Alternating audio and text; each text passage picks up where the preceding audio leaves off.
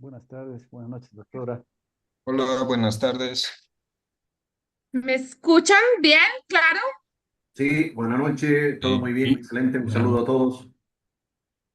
Buenas noches. Bueno, Bueno, entonces vamos a iniciar nuestra sesión. Ya nos queda una sola sesión, que es la del viernes. Ya es nuestra penúltima sesión. De verdad que ha sido súper retado tratar de condensar como tantas cosas que uno tiene desde su experiencia, desde lo que ha estudiado, desde el conocimiento que también se ha creado, y traerlo en este espacio ha sido muy retador, pero creo que lo más lindo que nos va a quedar es en un futuro seguir en contacto. Entonces no pierdan de vista mi número de celular, mi contacto y pues es seguir hablando. Vamos hoy, ¿me recuerdan la clase pasada que trabajamos? ¿Se acuerdan? Temas de creatividad, el, Entonces fue el tema todo bombástico. el marco, la fue todo el metodología marco de bombástica la metodología bombástica de creada la por la profesora profesora Diana Diana Rojas. Rojas. Sí, Por la profe bombástica, además, ¿saben? Por Instagram me encuentran así, como arroba la profe bombástica. muy bien. Entonces, bueno, hoy, dime Marco Antonio que tienes la mano levantada. Sí, perdón, simplemente también vimos el marco Kinfin para el tema de los problemas, las soluciones, que creo que orientó bastante por qué debemos, cuando hablamos de innovación, concentrarnos en problemas complejos. Así es, y es que lo que yo les decía el lunes, ¿no? O sea, hay una gran diferencia entre trabajar lo que son metodologías para mejorar una práctica o para hacer buenas prácticas o metodologías de innovación diseñadas específicamente para el tema de resolver problemas complejos. Y si ustedes revisan la literatura, muchos temas de innovación están orientados a resolver son problemas complejos. Yo hice un ajuste, creo que no se los he enviado. Ahora se lo subimos o se lo enviamos al, al Moodle de las sesiones porque vamos un poquito mucho atrasados. Entonces voy a tratar hoy de rápidamente quedar como al día en dos temas que me parecen clave y es uno, hablar de metodologías que se relacionan con temas de innovación y pues una de ellas es ustedes van a ver un curso de me imagino que en la universidad tienen un curso de metodologías de investigación, que son sobre todo seminarios. Entonces ahí van a profundizar de pronto metodologías cualitativas, cuantitativas, pero yo les quiero traer en este espacio una metodología que me parece que es muy afín para temas de innovación, como para resolver problemas de innovación, que es la metodología de investigación-acción que vamos a trabajar hoy. Vamos a ver algo de cultura organizacional para la innovación y sobre todo cómo medimos la innovación. Yo creo que, por ejemplo, que ustedes conozcan herramientas para medir innovación y que también puedan ser base dentro de nuestro proceso, tanto de investigación como de consultoría, puede ser interesante. Y la idea es que el viernes pues voy a presentarles hoy una herramienta, así como la vez pasada, en los últimos 10 minutos para que ustedes solamente la conozcan y ustedes la exploran, pero la idea es que el viernes pues hagamos la presentación de nuestro borrador de artículos. Yo sé que no hemos tenido tiempo, que yo no he podido terminar de hacer las revisiones porque también estoy llevada de tiempo, pero sí me estoy sentando, o sea, la idea es que sí tengan sus revisiones, así no sea de aquí al viernes, que sí las tengan para que con estos ajustes, pues, y con algunos comentarios que les estoy haciendo y literatura que les estoy recomendando, pues puedan avanzar. Entonces, el objetivo es que el viernes ustedes presenten como el borrador de su artículo de investigación. Eh, Se van a demorar, la idea es que se demoren 5 minutos en la presentación, 5 minutos en preguntas y pues que podamos entre todos hacer una evaluación más allá crítica y destructiva, muy formativa porque estamos es en un proceso de formación. Entonces, vamos a iniciar con con lo que les digo, con el ajuste que hice para que hoy hablemos de dos temas, de investigación, acción, por un lado, y por otro lado, todo el tema de cómo medimos y desarrollamos pues este tema de cultura de innovación. Permítanme un segundo, ya reviso para compartirles pantalla.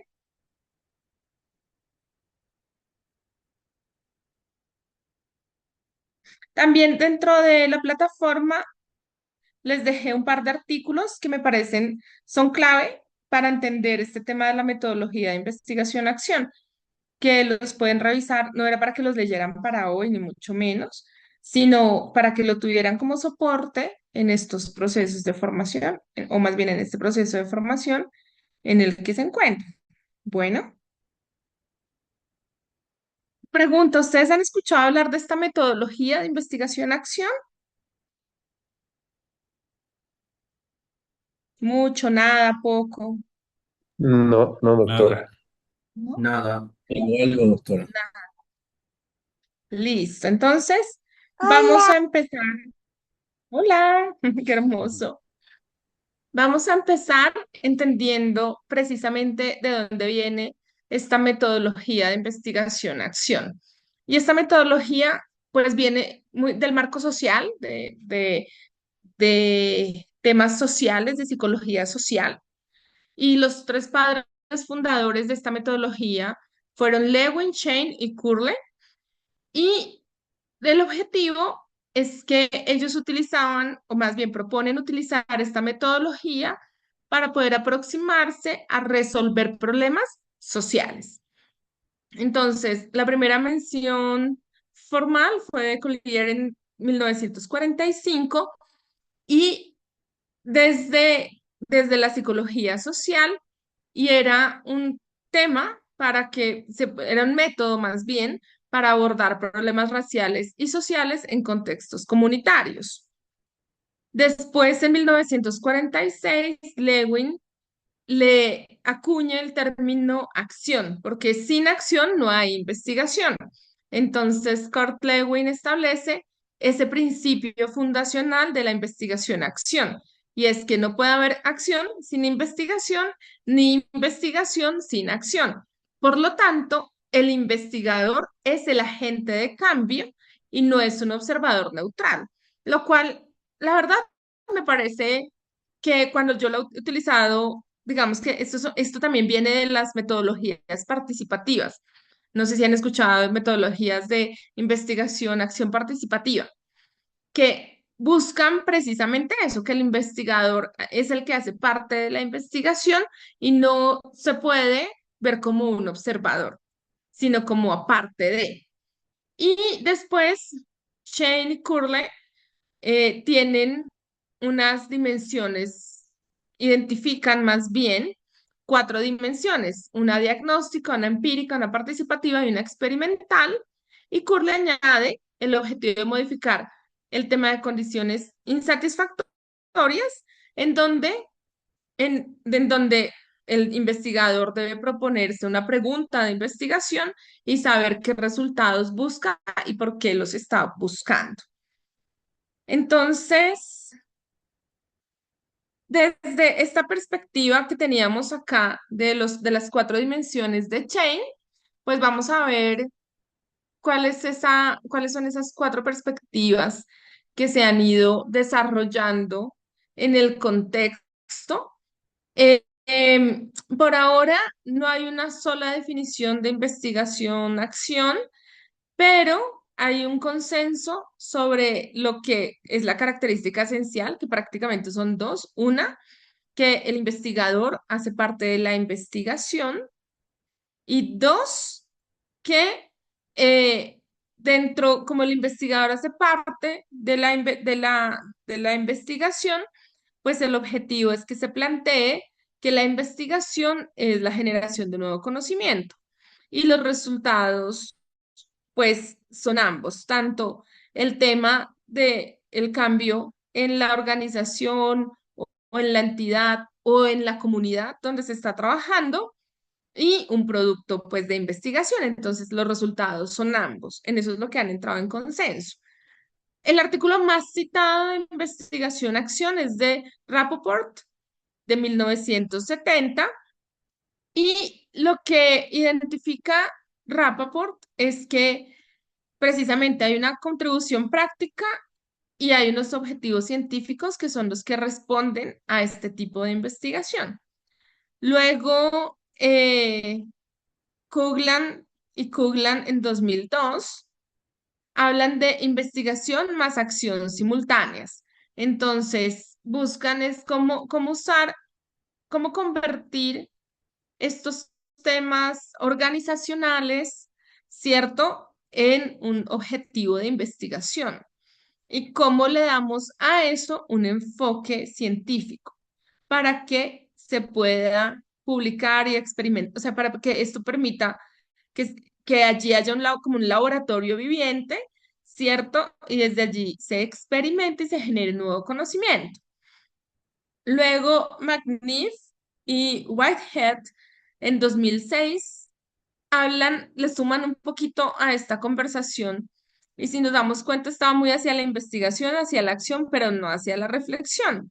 Entonces, acá le involucran el término de reflexión en y desde la práctica. Y tiene todo el sentido porque todo lo que tenga que ver con investigación-acción, que implica como un tema experiencial, requiere reflexiones porque sin reflexiones no hay aprendizajes. Entonces, no es como, venga, yo le dejo esto a la organización, sino venga a ver cómo nosotros identificamos, diagnosticamos, solucionamos, trabajamos en solucionar ese problema, pero hacemos una reflexión para que el problema pues se pueda solucionar y quede la transformación en la organización.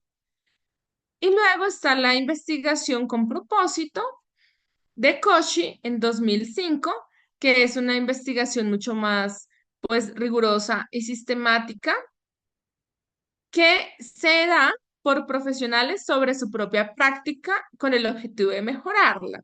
Entonces, esto combina investigación, acción y reflexión de manera iterativa, que es lo que uno puede también hacer desde el aula de clase, desde la práctica profesional que hace, ¿no? O sea, cómo mejoro, cómo creo, ¿cierto? Un protocolo de esa mejora, cómo logro estandarizarla, llevarla a la acción, reflexionar sobre ella, hacer un cambio y esto se convierte en un resultado de investigación.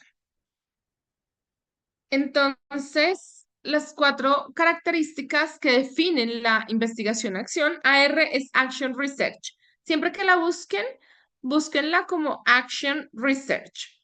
Entonces, las cuatro características que la definen, pues son la investigación-acción, ¿cierto? Que no es investigación acerca de la acción, es usar el enfoque científico para poder estudiar la resolución de problemas junto con quien los viven directamente. Por eso es investigación-acción. Está la investigación participativa, en donde el agente investigado participa activamente en el proceso y no es un simple objeto de estudio como el investigador, como en la investigación tradicional, lo que significa el investigador, ¿no?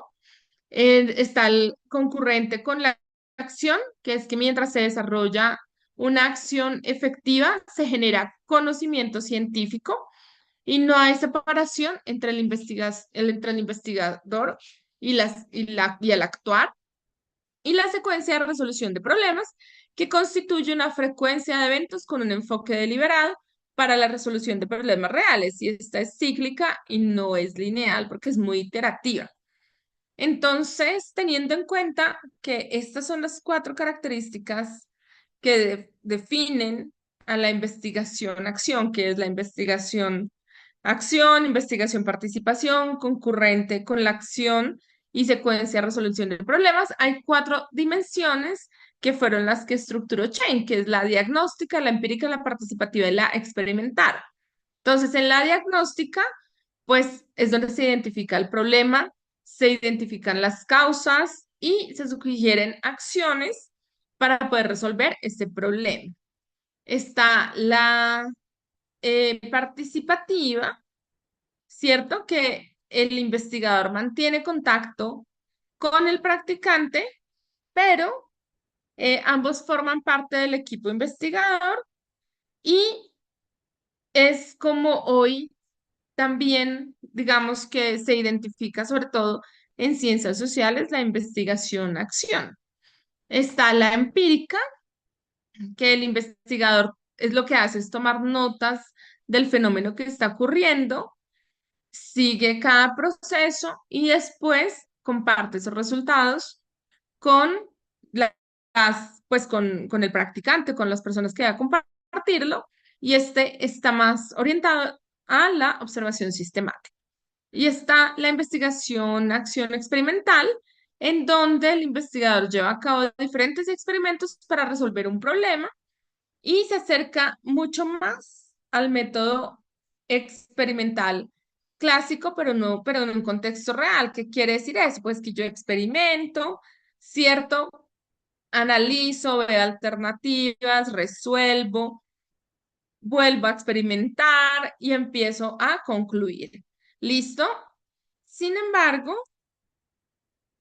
este artículo es bellísimo, que se los dejé, es del profesor Alfaro en la Universidad de Navarra, en España, y es el que más hemos utilizado para poder aplicar investigación-acción, tanto a nivel de maestrías como de doctorados. Entonces, lo que uno hace, por ejemplo, a nivel de maestría, muchas investigaciones como los participantes precisamente son los estudiantes de la maestría, o sea, los estudiantes de la maestría trabajan en las empresas y van a hacer un proceso de innovación en la empresa.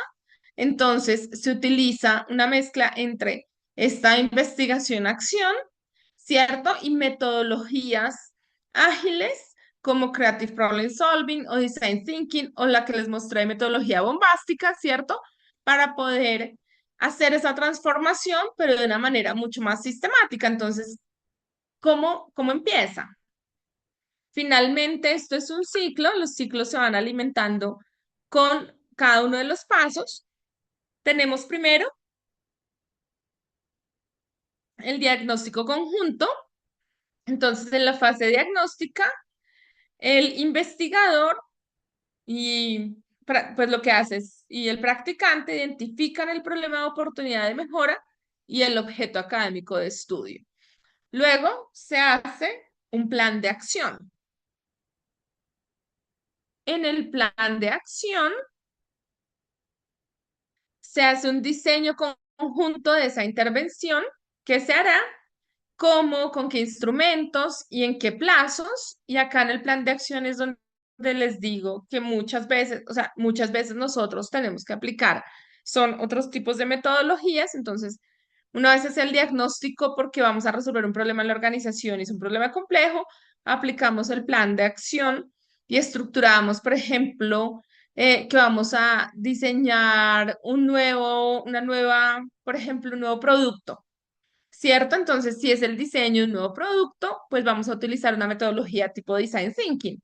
Y entonces, como es para la perspectiva de investigación, tenemos que estructurarla con esa perspectiva, porque ahí es donde se hace esa estructuración. Y se identifican dónde es que se capturan los datos.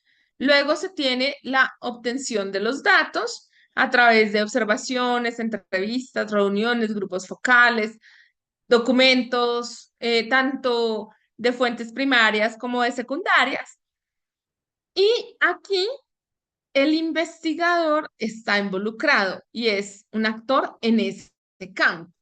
Por lo que no es como cuando yo voy a una consultoría, sino es yo trabajo en esa empresa, voy a hacerme cargo de este proceso de transformación y desde allí es que desarrollo toda la investigación, yo haciendo parte de ese proceso y siendo agente de cambio.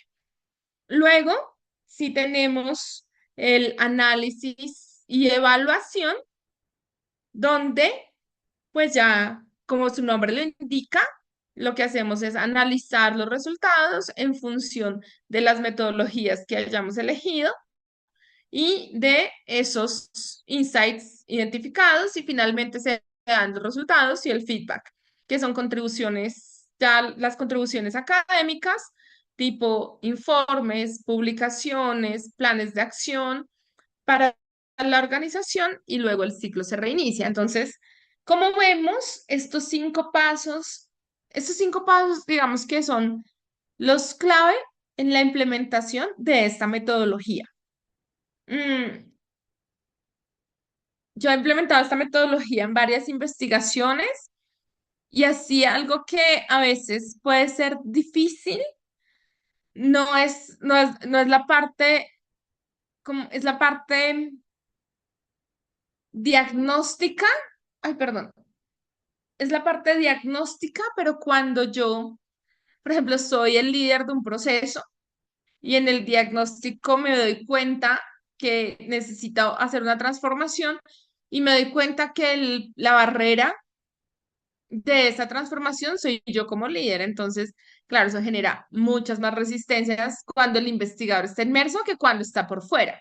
Entonces, digamos que ahí he encontrado algunas resistencias, pero en términos generales, la investigación-acción funciona súper bien para estos procesos de innovación. Dime, Gary, Buenas noches, doctora, yo te gracias. escucho. Ahora sí, Ujú. buenas noches, Ahora gracias. sí. Una consulta, por favor. Eh, este tipo de investigación, así como se ha implementado en España, la Universidad de Navarra, creo que es el caso Volkswagen, ¿no es cierto? La empresa Volkswagen. Sí, en Eh, Volkswagen. ¿Usted conoce de este tipo de investigación que se haya implementado en Latinoamérica, en Sudamérica? Si tiene algún Sí, caso. sí, sí, de hecho, si ustedes revisan, por ejemplo, el repositorio de la Universidad de La Sabana, las tesis de maestría de gerencia de la innovación, todas las tesis de la maestría utilizan investigación-acción. Y generalmente se dan o por design thinking o por creative problem solving dentro de la obtención de datos y el plan de acción. Entonces, ahí lo pueden ver todas. ¿Por qué? Porque precisamente, de hecho, mi estudiante de doctorado utiliza esta metodología, que ahora les cuento las resistencias que hay, porque sí las hay, pero ¿qué hacemos? ¿Qué hicimos en el caso de él? En el caso de él, él estaba trabajando con diseñando el modelo de innovación abierta para la universidad, para una universidad. Y en ese modelo de innovación abierta, claro, él era el que estaba a cargo de ese proceso. Entonces se hizo todo el diagnóstico, se hicieron entrevistas, se hizo el diagnóstico, se identificó que habían unas brechas alrededor de uno, todo el tema de cómo concebían la innovación. Dos, las formas de innovación abierta. Tres, cómo se podían como ganar recursos, hacer recursos, por ejemplo, económicos para todo el tema de proyectos de innovación abierta. ¿Cuáles eran las fases? Por ejemplo, llega un punto en el que cuando yo tengo, por ejemplo, un producto en una TRL4, que es a donde llegan las universidades, ¿cierto? Yo necesito meterle recursos. Entonces, llegábamos a una TRL4, pero la innovación abierta implicaba sacar muchas de esas patentes y de esos resultados al mercado con otras empresas y entonces ahí cómo eran esos relacionamientos. Entonces, en ese diagnóstico se descubrieron esas cosas. Luego en el plan de acción lo que nos propusimos fue precisamente entender cuáles eran como esas necesidades de formación y de capacitación que necesitaban en la organización, ¿cierto? Se hicieron entrevistas, se hicieron grupos focales, entrevistamos a más de 100 personas en la universidad, etcétera. Y desde allí, con él, ahí, incluso no la entrevistamos a él, me entrevistaron a mí. Y entonces ya con esto se hizo el análisis de esos resultados y digamos que ahí eso sirvió para crear el modelo de innovación abierta en la universidad. Entonces, miren que es interesante porque en todo el proceso mi estudiante de doctorado estuvo ahí como parte del diseño de la investigación, pero también como parte de actor involucrado en la investigación, porque él era el que estaba a cargo del proceso. Entonces no era verlo de lejos, sino de cerca. Y sí, como que los resultados han sido bien ricos en términos de la practicidad de comprensión para él de cómo instaurar ese modelo a la final. Dime, Marco Doctora, Antonio. ay, perdón. Gracias. ¿Para qué enfoque epistemológico se adecúa mejor este método? Hmm. Pues mira, digamos que los enfoques epistemológicos dependen, digamos que esto es mucho más cualitativo que cuantitativo, entonces positivista no es, pospositivista no es, esto es más un tema fenomenológico, porque tú estás identificando un fenómeno, o sea, desde la cosmovisión, tú identificas el fenómeno y analizas ese fenómeno desde la perspectiva del diagnóstico. Entonces, epistemológicamente es más fenomenología, es más un tema de fenomenología. ¿Listo? De hecho, bueno, tenía una discusión el otro día con una amiga, ella trabaja, ¿cómo se llama? Este enfoque no es investigación, acción, realismo crítico. Yo siempre digo realismo mágico. Ella trabaja realismo crítico. Y, y en el realismo crítico, por ejemplo, el investigador no está inmerso en la investigación, sino está afuera. Pero los pasos son muy parecidos. Entonces, discutíamos precisamente que cuáles eran esas diferencias de que el investigador esté fuera y dentro y qué ventajas trae. Y ahorita yo más adelante hay una diapositiva donde les cuento un poquito esa discusión. No sé si ya con eso respondo tu pregunta. Sí, simplemente en el módulo anterior habíamos visto básicamente tres enfoques epistemológicos: acción determinista, el holístico y el ¿cómo se llama? El gramático. Entonces, No estaba hay pensando, más, hay muchos eso. más. Y bueno, bueno, sí, nos han dicho que había muchos más, pero fundamentalmente habíamos visto eso. ¿Alguna recomendación para ver esos otros enfoques epistemológicos que no hemos podido ver? Sí, hay un libro que es muy recomendado, que es de metodología de investigación de Craswell. Yo lo tengo, creo que lo tengo en PDF. Igual o sea, se consigue fácil en PDF en Craswell, en Google. Y ese libro es muy claro en este tema de epistemología. Bueno, se me olvidó cómo se pronuncia.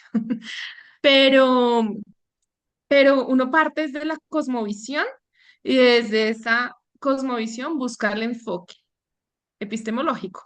Entonces, que es positivista, pospositivista, el enfoque fenomenológico,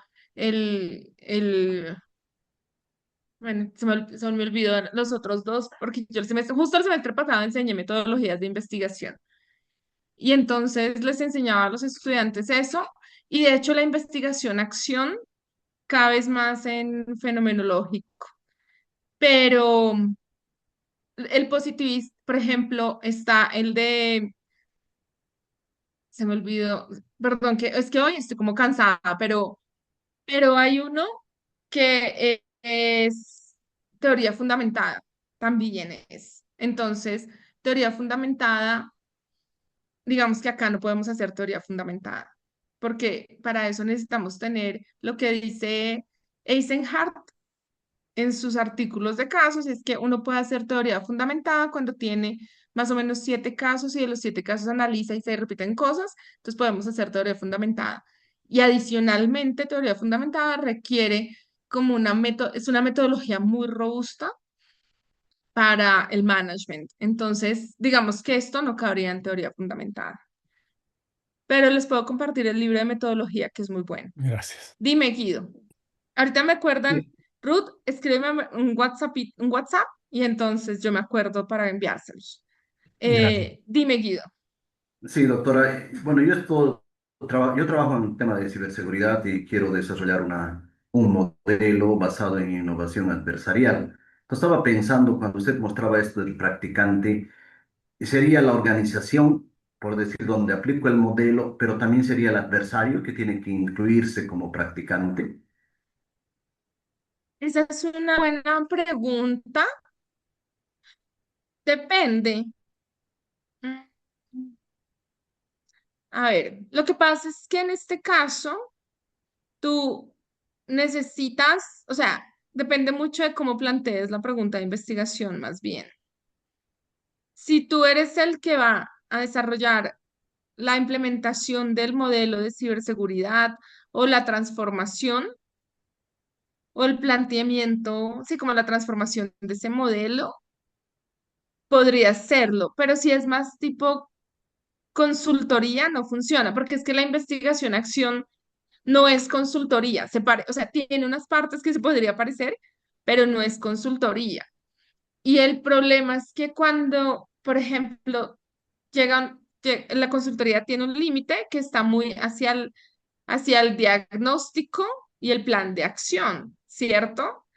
Pero uno cuando hace una consultoría generalmente no implementa. La idea con esta metodología es que uno vaya hasta la implementación. O sea, uno no se puede quedar en alguno de los pasos, por lo que, por lo que sí se hace importante que las personas que están a cargo de los procesos sean los que hagan parte de la investigación. ¿Sí es claro, Guido? Sí, este tema del practicante, bueno, leía y le escuchaba, va a ser la organización, o sea, no es un individuo, es una organización, pero si en el modelo participan varias organizaciones, son todas, y si además va a ser un tema adversarial, debería incluirlo. Entonces, mi figura practicante se vuelve bastante grande, ¿no? Quizás tenga que delimitar un poco Sí, más. sí, se vuelve bastante grande, pero lo que te digo es ten cuidado porque tú tienes que llevar el proceso hasta la implementación. No te puedes quedar varado en que esto lo consulta. O sea, esto es una consultoría y ya. ¿Mm? Está bien, de Que eso es lo acuerdo. que lo hace diferente. Está bien, gracias. Listo. Súper recomendado el artículo de Alfaro. O sea, ahí sí es como un must que uno debe hacer en un doctorado de innovación. Dime, Juan Carlos. Gracias, doctora. No, solamente era una reflexión en realidad lo que preguntaba el compañero Marco, a cuál enfoque epistemológico se adapta más esta metodología de investigación-acción.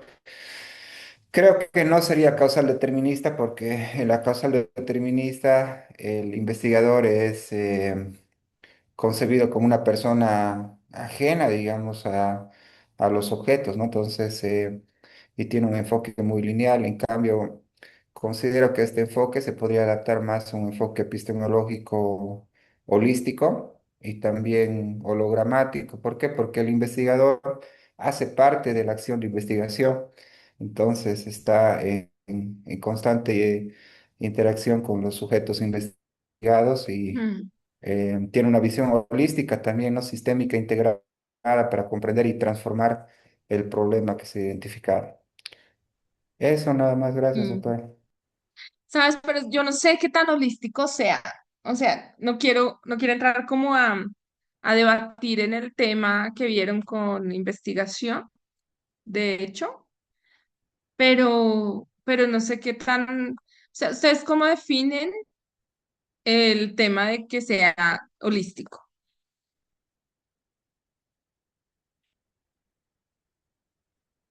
Hola, ¿me están Eh, escuchando? holis- Holístico, doctora, creo que porque se concibe una situación como un todo integrado, donde no se puede entender un problema, por ejemplo, en una organización, si se separan las partes, no hay una interdependencia como un sistema entre los factores sociales, técnicos, emocionales, culturales que están entrelazados.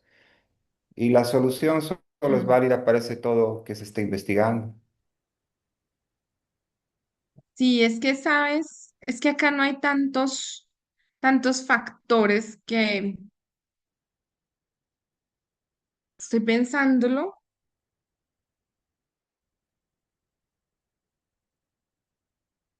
em, Estoy pensando justamente que acá a la final no hay tantos factores involucrados porque por lo que holístico no sé qué tanto sea, ¿sí? Yo creo que es más fenomenológico porque no tienes que observar mucho,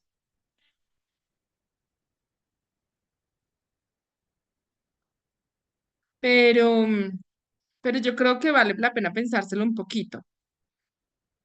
O sea, desde la perspectiva de enfoque epistemológico, creo que, que pues en el marco de lo que les dieron, les entregaron como marco, eh, sí funciona, pero es que yo creo que ese es el gran problema de la investigación-acción, que posiblemente ni siquiera cabe en un único enfoque epistemológico. ¿Mm? Entonces, si nosotros vemos cuando nació, pues nació fue desde la psicología social, con una vocación muy práctica. Y eso no tenía como una concepción epistemológica muy explícita. Y al principio, como que esa orientación se fue diluyendo y no era lo importante. Pero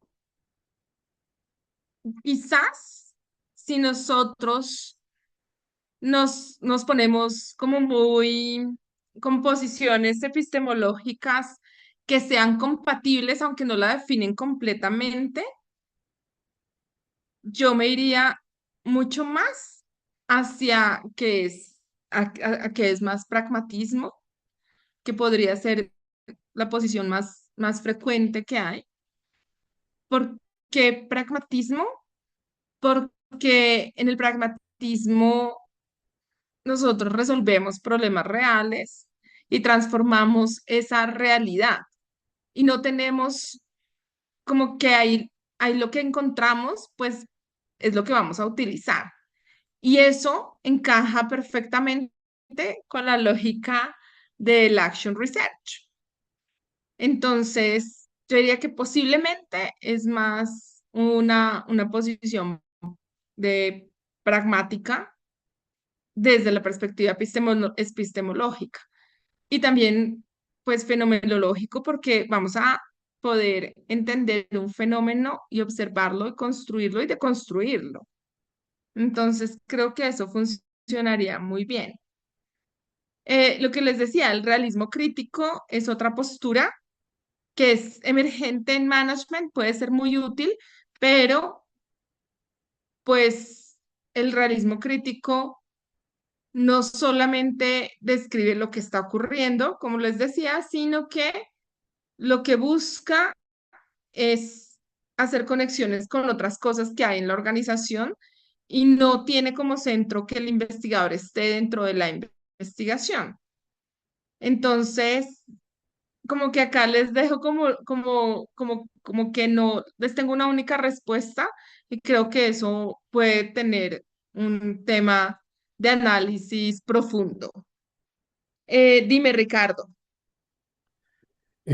Profesora, el tema que yo noto en los compañeros y es lo que a uno trata de hacer sentido es que si yo ocupo este método, esto tiene que ser congruente con mi enfoque epistemológico, porque si no voy a caer en una incongruencia Mm, epistemológica. mm. Entonces, como esto es un método, ¿cierto? Según lo que hemos visto hasta ahora, y obviamente ahí Marco Antonio nos recordaba que sí hay más métodos, por eso era la inquietud.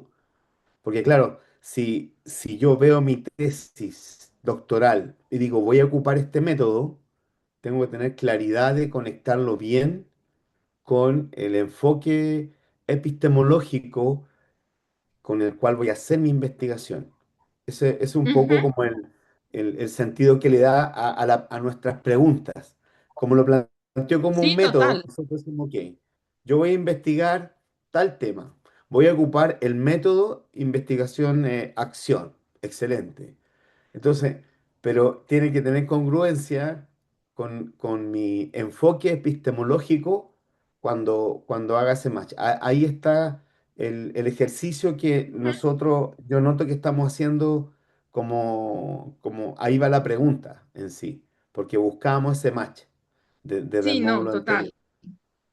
Y lo otro era que me llama la atención y el peligro que veo es que cuando metemos una organización y aislamos este fenómeno donde vamos a ocupar este método de investigación-acción, si uno lo mira, diría, oye, esto es una resolución de un problema de una organización.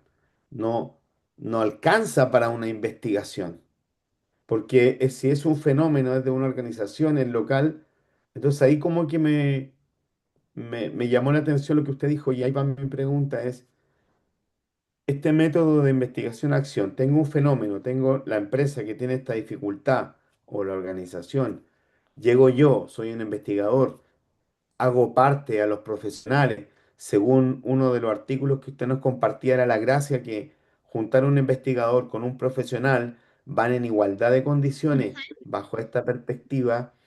eh, cómo hacer ese match? Porque habitualmente esto se resuelve con ingeniero, con gente de la empresa, y no hay investigadores dentro. Y esta es como una puerta de entrada que uno podría ofrecer a una organización para decir, Ujú. oye, ¿qué te parece si tomamos este fenómeno y analizamos con este método? Eso es mi intervención. Gracias, profesora.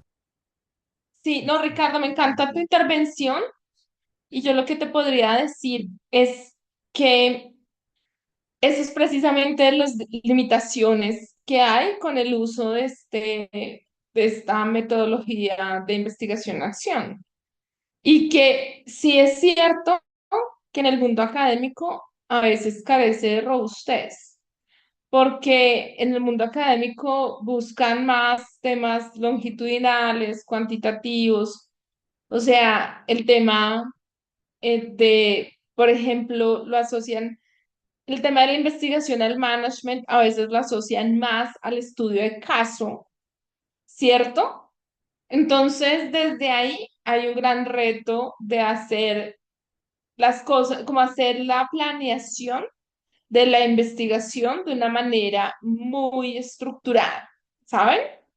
De hecho, por ejemplo, en la universidad donde trabajo ahora, que es la Universidad Nacional en Colombia se caracteriza porque es una universidad orientada a la investigación. Es la mejor del país, pública, pero allá esta metodología de investigación-acción casi que no dejan que se involucre dentro de las tesis, precisamente porque no le ven esa robustez que sí tiene quizás una metodología como lo es una metodología cuantitativa o una metodología como estudio de caso, que están más acostumbrados. Entonces ha sido una lucha y un gran reto poder involucrar y poder hacer visible que esta metodología hace parte de esas oportunidades que hay de aplicar este tipo de metodología a resolver problemas organizacionales y temas de innovación.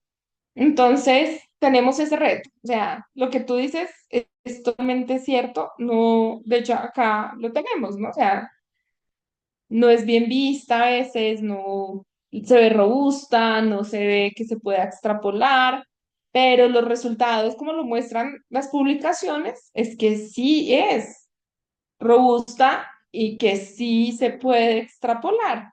Entonces, es cuestión de saberlo también comunicar. Guido, cuéntame. Sí, doctora. A ver, yo recuerdo con el doctor Prudencio que nos dijo algo que me dejó tranquilo, que a medida que avancemos vamos a ir cambiando. Si bien ya tenemos una idea del tema de investigar, cada vez que aprendamos más cosas, por ejemplo, yo vi el tema hologramático y cuando dijo sistemas complejos y que las organizaciones son sistemas complejos, yo dije, ese es mi enfoque. Ahora, con esto, y lo que dice Ricardo también, y lo que usted decía, que no se convierte en una consultoría, también entiendo que un modelo a proponer tenemos que probarlo. Entonces, podemos tomar una organización para probarlo y a partir de eso inferir si los resultados se pueden extender a total de organizaciones similares. Entonces, ahí yo creo que sí podría ser un tema que deja de ser una consultoría, ¿no? Entonces, creo que en la medida que estamos conociendo más cosas, uno va ajustando la idea que tiene y creo que por eso este tema del doctorado tiene que durar, ¿no? El tiempo mínimo de 3 años porque vamos a ir ajustando. Así es, así es. Y como ustedes ven acá en la diapositiva, tenemos las ventajas y las limitaciones. Entonces, como ven las ventajas, sí, claro, hay un desarrollo del investigador porque el conocimiento es de primera mano, se reduce la brecha entre la investigación académica y y las necesidades de la organización, porque si el investigador es el que está en la organización, pues a la final va a aplicar lo que va a hacer, entonces, pues eso va a reducir esa brecha, ¿cierto? Se tiene información táctica, estratégica, de manera de primera mano, de manera mucho más fácil de hecho, y eso hace pues que sea posible captar información, tener información que de otra manera no sería posible tener. Y pues genera datos para que uno pueda hacer publicaciones que sean de buen nivel. ¿Cuáles son las limitaciones? Pues la subjetividad, que el investigador pierde objetividad porque está muy involucrado, requiere mucho tiempo de trabajo de campo, entonces eso hace que sea difícil extrapolarlo. Es un riesgo, lo que les decía, es un riesgo que se confunde la consultoría con esta metodología. Y ahí es donde al aplicar la metodología se requiere un rigor científico para poderse diferenciar. Hay un tema de dilemas éticos, por ejemplo, la selección de participantes. Yo selecciono a este porque es que este está de acuerdo con mi modelo, no me llevo a este porque este no le gusta y me cae mal, y entonces me va a hablar mal del modelo y me va a dañar mi idea, ¿cierto? Entonces, esas cosas pueden pasar. Y hay una dependencia activa pues, de quien está a cargo de la investigación, porque si falla la investigación, pues es posible que también falle el proyecto más adelante. Entonces, esos son riesgos grandes, pero en mi experiencia aplicando la metodología, la verdad, ha sido como la manera más sencilla que yo he encontrado de llevar la innovación a las organizaciones desde una perspectiva de investigación, porque pues tiene todos los pasos. Dime, Gustavo. Disculpen, esta metodología se aplica a la técnica o quizás usted repasó la técnica de diálogo de saberes. Sí, o sea, lo que pasa es que yo no he aplicado diálogo de saberes dentro de Action Research, porque a veces el objetivo de diálogo de saberes es poder, o más bien, ¿cuál es el objetivo de diálogo de saberes? ¿Me pregunta? Sí. Allá es validar, es que lo que decía, ¿no? La investigación se vuelve participativa con los sujetos de estudio, que deja de ser un sujeto de estudio tal cual, Y se parte de la premisa de que tu conocimiento académico científico está a la par del conocimiento empírico o local. Es decir, hay otros saberes que pueden ser religiosos, culturales, que ayudan a entender la realidad y mejorarla. Entonces, ese diálogo de saberes es, ok, yo desde la academia puedo proponer esto, pero a mí, por ejemplo, cuando me tocó hacer esta metodología de acción, ¿no? De investigación-acción, trabajaba en comunidades indígenas. Sí, Entonces, tocamos el tema del cambio climático. Entonces, no, desde la academia tenemos muy centrado qué es el cambio climático, cuáles son, digamos, las afectaciones, las posibles respuestas, pero ya desde la otra cultura se tienen que rescatar esos saberes donde ellos entienden desde su cosmovisión el cambio climático quizás como algo holístico que va y viene, y ellos tienen acciones concretas desde su saber para ser resilientes a eso se va sistematizando y se va creando un conocimiento nuevo entre estos diálogos, ¿no? Eso es lo que entendí. sí. Entonces, desde esa perspectiva, sí, sí se puede, sí se aplica. Lo que te digo, yo no lo he aplicado como técnica de, como decir, es que estamos aplicando diálogo de saberes como técnica para investigación, pero sí se hace de manera, o sea, por lo que me explicas, sí se hace de manera no, como no estructurada, porque a la final la lógica del diálogo de saberes es que el investigador no es el único que sabe, sino, y el practicante no es el único informante, sino que el conocimiento se produce por todos los que están alrededor de el problema que se está explorando. ¿Mm? Perfecto. Entonces, desde esa perspectiva, pues sí podríamos como estructurar como la técnica dentro de la acción participativa, ¿sabes? Gracias. Yo sugeriría igual a mis colegas, doctorantes, hay mucha bibliografía de este método de diálogo perdón, de investigación-acción en Bolivia por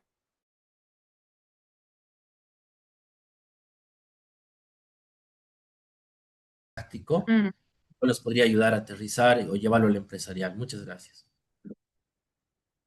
Sí, yo creo que acá hay un tema que es importante no confundir y es que es distinto a la investigación-acción a la investigación-acción participativa, que es más trabajo con comunidad. Entonces, sí vale la pena como, como que aunque están en la misma sombrilla, porque tienen la misma sombrilla, son distintas como metodologías. ¿Por qué? Porque finalmente la investigación-acción busca precisamente resolver un problema organizacional, ¿cierto? A través de un método que tiene estos 5 pasos que nos mostraba Alfaro en su artículo. La investigación-acción participativa es más orientada a las comunidades. Entonces, em, digamos que en las comunidades se dejan mucho más como abiertos los espacios para precisamente esa, como esa construcción de conocimiento, de saberes. Entonces, entonces ahí, digamos que es como un poquito más construcción colectiva. En la otra es más de identificamos problemas y vamos a actuar porque necesitamos la solución. Entonces, en investigación-acción, digamos que incluso cambia la forma en la que uno pregunta. ¿M? Uno pregunta más un tema de un cómo resolvemos este problema, que es parte importante en la investigación acción, los cómo. Por eso son por eso buscamos herramientas metodológicas que me permitan anticiparme a esos cómo. Mientras que la investigación acción participativa, la pregunta está más a, o sea, los cómo resolvemos. Mientras que en investigación acción participativa, la pregunta está más orientada cómo transformamos las situaciones. Entonces, son dos perspectivas que están en la misma sombrilla, pero son bien distintas. Y creo que, digamos, yo no he visto el marco de acción de lo que cuentas en Bolivia, pero, pero yo creo que va más hacia la investigación-acción participativa. No sé si me equivoco porque no lo conozco. Sí, sí, correcto. Y claro, es como se genera un diálogo de saberes y como usted decía, no es como una región, no es como un proyecto, pero sí había cosas que se aplicaban, digamos, técnicas agrícolas y demás, y teníamos que ir midiendo y comparando la eficiencia entre un campo y otro, ¿no? Y ahí yo sí veía algo de ONG, o sea, de proyecto, pero la medición y la validación ya entraban a los resultados de la investigación. Hmm. Sí, pero es que los propósitos son bien distintos. Por eso es que, por ejemplo, si nosotros vemos en dónde nacen como estas metodologías, la investigación-acción nace en Estados Unidos, porque nace desde la perspectiva organizacional, como yo en la organización, y de hecho es lo que hace Harvard todo el tiempo. Tiene a los profesores que trabajan en empresas y son los que construyen los casos y las que hacen investigación, etcétera, etcétera. Mientras que la investigación acción participativa nace en Latinoamérica. Entonces, desde allí ya los marcos como teóricos son muy distintos y lo que busca el propósito cambia. En investigación-acción, el propósito es, venga, identifique el problema, resuélvalo y genere conocimiento. Mientras que en investigación, acción participativa, el objetivo es más, venga, cómo entendemos, comprendemos, capturamos el dolor, ¿cierto? La situación y la transformamos. Entonces, desde allí es bien distinta la estructura, aunque los dos tienen el marco de investigación-acción porque los investigadores hacen parte de. ¿Mm? Entonces, también yo creo que en los dos el papel del investigador cambia. De hecho, en investigación-acción, pues yo como investigadora hago parte del proceso. En investigación-acción participativa, yo no tengo que hacer parte del proceso, sino yo puedo ser un facilitador solamente del proceso. Entonces, digamos que ahí ya hay diferencias, por lo que incluso las unidades de análisis cambian. En investigación-acción, la unidad de análisis es la organización y en investigación-acción participativa son las comunidades. Entonces yo creo que ahí me encanta la pregunta porque de hecho me ha hecho pensar, por eso he estado como lenta en el hablar, porque me ha hecho pensar realmente cuáles son esas diferencias que han, o sea, como que uno las intuye y las tiene ahí como rápidamente porque entiende un poco la metodología y sabe cómo funciona, pero no las había estructurado, pero sí tiene grandes diferencias a la final, ¿sabe? Muchas gracias, doctor. Entonces, dime, Juan Carlos. Gracias, doctora. Quería hacerle la siguiente pregunta en base al cuadro que se está mostrando. En las anteriores clases se hablaba que los modelos de innovación, sobre todo, suelen medirse por la escalabilidad, ¿no? Es decir, la posibilidad de que otros mercados, desde desde, por ejemplo, lo frugal, puedan adaptar estas tecnologías, ¿no? que se están desarrollando. En la investigación, acción, em, por todas las características que se menciona, es intrínsecamente situada, ¿no? En un caso o problema Ujú, local. ujú. ¿Qué criterios de transferencia o generalización deberíamos adoptar para que nuestra investigación, en caso de ser enmarcada en la investigación-acción, pueda contribuir originalmente al campo de la creatividad global o pueda escalarse en algún momento y no sea solamente una consultoría de mejora de la organización de un caso en particular? Ese es el gran reto. O sea, ahí es como, si quieres eso, o sea, uno, una claridad, no hemos visto cómo medimos la innovación. Todavía hemos visto los modelos de innovación Y desde esa perspectiva del modelo de innovación, ¿cuáles son esas diferencias? Pero no hemos visto cómo medimos innovación. Lo que sí es cierto es que si tú quieres escalar la investigación, o sea, hacer un escalamiento método como de la investigación-acción, es muy difícil porque son metodologías puntuales para situaciones, resolver problemas puntuales. Y a no ser que los problemas sean como el mismo problema y que tú lo resuelves en distintas empresas, es que podrías analizarlos y tener unidades de análisis similares. Sin embargo, ahorita pensándolo, yo creo que una forma de escalar, como de aumentarle el nivel a la investigación-acción es a través de las metodologías de estudio de caso.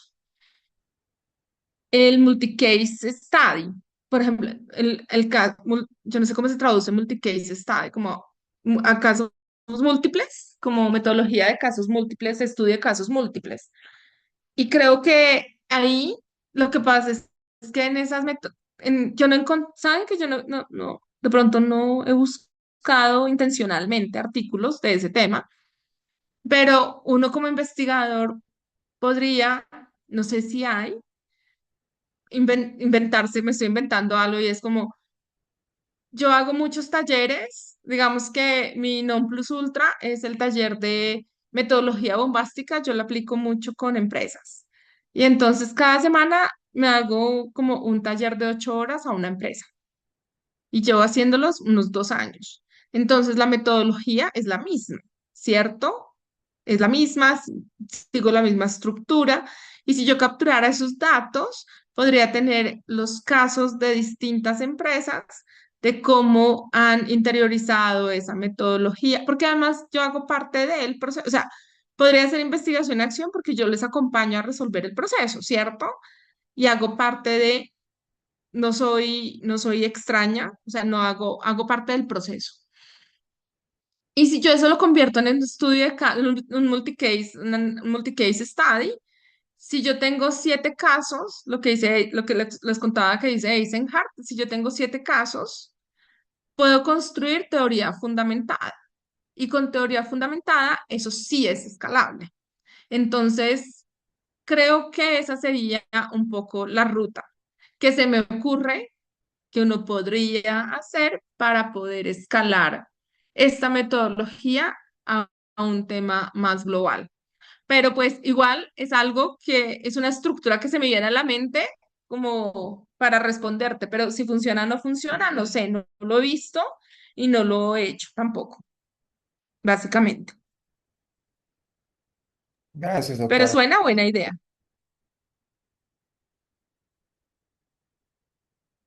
Suena como que si lo hacemos, saldría chévere, ¿saben? Entonces, tenemos acá el Action Research versus consultoría versus estudio de caso, que era lo que les estaba hablando. Entonces, ¿cuál es la diferencia entre esas? Entonces, el objetivo cambia. En la consultoría, yo resuelvo un problema para un cliente. En estudio de caso, explico un fenómeno en profundidad y en Action Research, yo resuelvo un problema, pero genero conocimiento. ¿Cierto? El rol de investigador en consultoría es un experto externo, en estudio de caso es un observador independiente, pero en el estudio de caso yo también puedo ser, o sea, digamos que hay diferentes temas, porque en el estudio de caso yo también puedo ser parte de y hacer el caso siendo parte de. Y en Action Research, pues eres un participante activo y un agente de cambio. En la dimensión como participante del practicante, de participación del practicante, entonces el cliente que recibe, la consultoría es el cliente que recibe soluciones. Perdón,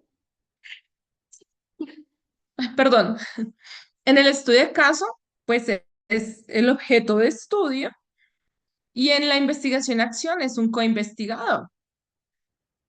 En la orientación temporal, en la consultoría es lineal con entregadores definidos. En estudio de caso es post facto, entonces haces un análisis retrospectivo En la investigación, acción es cíclica porque se van haciendo ciclos de reflexión iterativos. Entonces yo voy terminando algo y reflexionando, voy mejorando, voy entregando.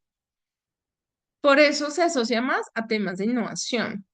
En términos de rigor y documentación, tiene justificaciones empíricas en la consultoría, ¿cierto? El estudio de caso tiene un marco teórico explícito, mientras que en la investigación acción yo tengo un marco teórico, una justificación mucho más empírica y aplico los ciclos de acción, reflexión iterativa. Y en poderlos hacer publicables, ¿cierto? Entonces, en consultoría, pues finalmente yo no puedo publicar esos documentos que hago desde la consultoría.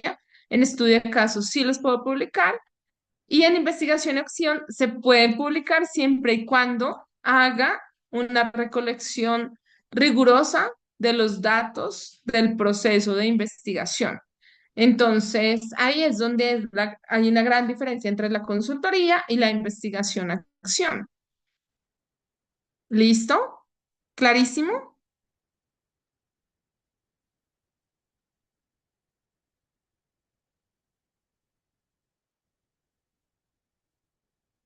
Acá tengo este artículo que es una síntesis de literatura y entonces son las 5 características que distinguen la investigación-acción de la consultoría y otros métodos. Entonces, lo primero es que es muy práctica y útil, que se basa en investigaciones previas, que es participativa, democrática y es basada en el diálogo activo entre sus agentes internos y externos de la organización. Entonces, aunque viéndolo ahorita bien, estas 5 características, pues a la final las tienen otros métodos, ¿cierto? Lo que sí va a ser muy diferente es la rigurosidad con la que yo estructure la recolección de los datos en la investigación-acción. O sea, eso sí es como lo fundamental. ¿Listo? Y acá están los distintos instrumentos que se pueden obtener, se pueden utilizar para obtener datos. Entonces, hacemos observación directa, entrevistas, encuestas, reuniones, talleres, documentos y datos de la empresa, participación e intervención. Acá es donde yo les digo, yo meto muchísimo, o sea, las maestrías, sobre todo de innovación, metemos mucho trabajo de metodología Design Thinking, Creative Problem Solving, Lean Startup, growth hacking, modelo de negocio, o sea, todas estas metodologías que uno puede estructurar, que en principio uno piensa que no están tan estructuradas, ¿cierto? Sí tienen una estructura desde una perspectiva de investigación y la idea es darles esa estructura para poderlas utilizar en este marco metodológico. ¿Listos? Ahora, la gran pregunta, el cómo garantizamos ese rigor en la investigación-acción, que es la gran crítica, o sea, esa es la gran crítica a esta metodología. Perdón, un segundo. Entonces, lo primero es tener un marco teórico muy bien estructurado, ¿cierto? Lo segundo es hacer una sistematización de toda la documentación. Y esa sistematización que sea, entre más robusta sea, mejor. La triangulación de las fuentes, estar contrastando esa información con múltiples fuentes desde la observación, desde las entrevistas, encuestas, grupos focales, precisamente para que yo logre con esto disminuir el sesgo del investigador. Porque como yo hago parte de, entonces estas investigaciones pueden tener muchos, o sea, tienen mucho sesgo. El poder tener múltiples investigadores para también disminuir ese sesgo que no es fácil de controlar.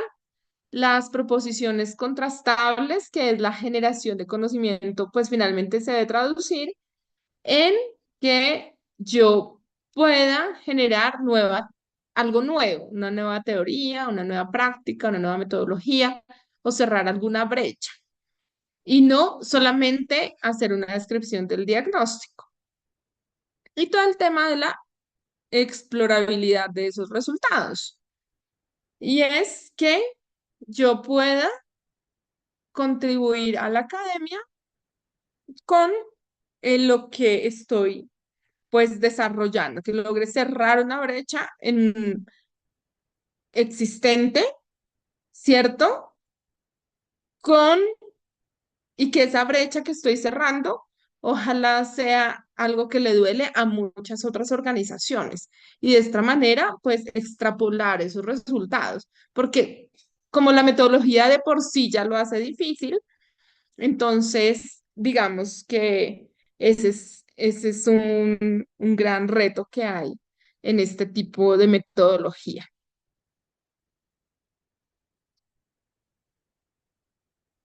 Y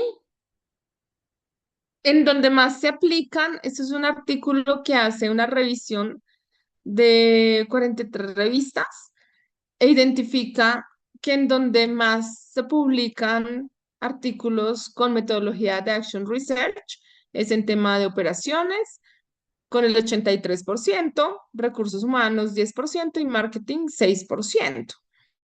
Entonces, digamos que en otras áreas de conocimiento también hay muy buenas oportunidades y entonces el tema es más de exploración. La pregunta, o más bien, sí, la pregunta es ¿por qué creen que se publican más artículos en revistas de operaciones que en otros tipos de revistas?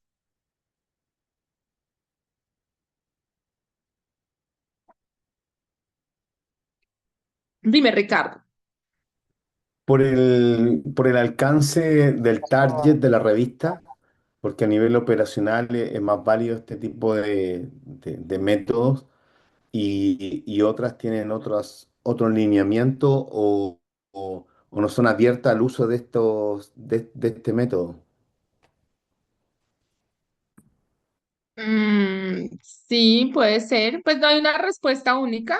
Yo creo que es, esa puede ser una de las razones, porque otra razón que puedan intuir.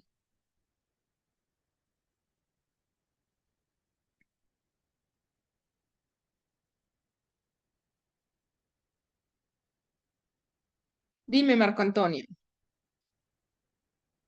Quizás ahí, aplicando lo que hemos visto hasta ahora, probablemente porque en esta área de operaciones los problemas eh,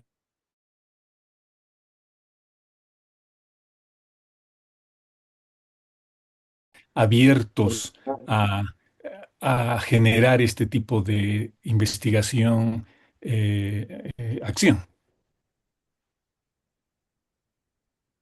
Sí, sí puede ser. Estoy de acuerdo contigo, Marco Antonio. Vamos con Guido. Quizás porque en operaciones y por lo que se ve hay más datos y es más objetivo, más medible, y recursos humanos, marketing puede ser más subjetivo. Ujú. Sí, eh, porque hay más mediciones, sí puede ser. O sea, los que les digo, se me ocurre la pregunta. Yo creo también que puede ser porque en operaciones, ustedes saben que Lean sale de operación, o sea, Lean Startup, que es las metodologías para acompañar desarrollo de productos mínimos viables y plantear hipótesis para hacer el product market fit, sale de, de la metodología Lean. Supply Chain, Six Sigma, o sea, todas estas son metodologías que son ya son reconocidas y son sistemáticas y tienen procesos que se pueden como fácilmente sistematizar. Entonces yo creo que parte de lo que ocurre es que como son fácilmente, o sea, yo tengo un problema y aplico la metodología Six Sigma o Lean para un proceso y yo puedo sistematizar eso muy fácil. Entonces, finalmente, al poderlo sistematizar, pues finalmente la metodología de Action Research me funcionaría muy bien. Y la invitación es que, perdón un segundito, realmente se explore mm, en otras áreas de conocimiento, porque tiene realmente mucho potencial para lo que nosotros hacemos. Entonces, yo acá Por ejemplo, esto lo quería poner, que es el caso Volkswagen, y es que nosotros, los que somos profesores, finalmente tenemos pues una misión de docencia en las universidades y podemos involucrar temas de retos en el aula de clase. Entonces, si involucramos retos en el aula de clase y sistematizamos esta información, trabajamos con retos de empresas, ¿no? Sistematizamos, pues finalmente eso se convierte en un espacio para poder aplicar Action Research. Y es una herramienta, como lo vemos en el artículo del profesor Alfaro, que es una herramienta para colaborar, para la colaboración universidad-empresa. Entonces, yo la he utilizado mucho desde ahí, desde la colaboración con empresas, y, y funciona muy bien y tiene mucho potencial para publicarse. Hay una revista que es, bueno, depende, creo que es Open Innovation, no es tan, es más bien nueva y tiene muy buena aceptación en este tipo de investigaciones. Entonces vale la pena revisarla.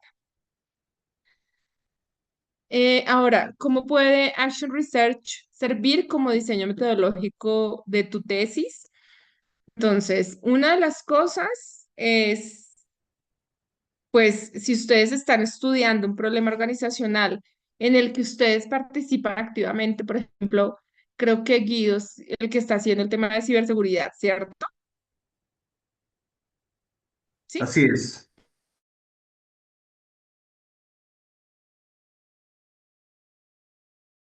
Entonces, Ah, ahí podrías hacer o aplicar una metodología como Action Research, ¿cierto? Eh, Cuando necesitamos integrar estudios, entonces articular distintas metodologías en distintas fases. Entonces, también podríamos una fase, por ejemplo, una fase de nuestra tesis que fuera Action Research y después otra fase de nuestra tesis que fuera estudio de caso. Y entonces podríamos hacer como mezclar las dos cosas y obtener resultados que sean complementarios. Y, por ejemplo, puede ser referente para la sesión 4 de este módulo, sobre todo la sesión 4 que fue la clase pasada en temas de design thinking y etnografía, ¿cierto? En donde, pues, al hacer diseños de experimentos con esas técnicas, nosotros tenemos que salir a campo y si nosotros hacemos parte del campo y cumplimos como con las fases, con las 5 fases que nos propone Alfaro en su artículo, pues estaríamos aplicando Action Research. Podría ser muy interesante para ustedes como estudiantes de doctorado. Entonces, no sé, hasta acá, qué inquietudes puedan tener. Yo esta presentación se las puedo compartir sin problema, porque sé que es una presentación que metodológicamente les puede servir mucho. ¿Listo? Entonces, no sé, dime Marco y después Cristian. esto también podríamos decir que de una u otra manera este método cae dentro de lo que es la investigación aplicada. Sí, es más investigación aplicada que investigación científica es aplicada. Sí, señor. Vamos con Cristian.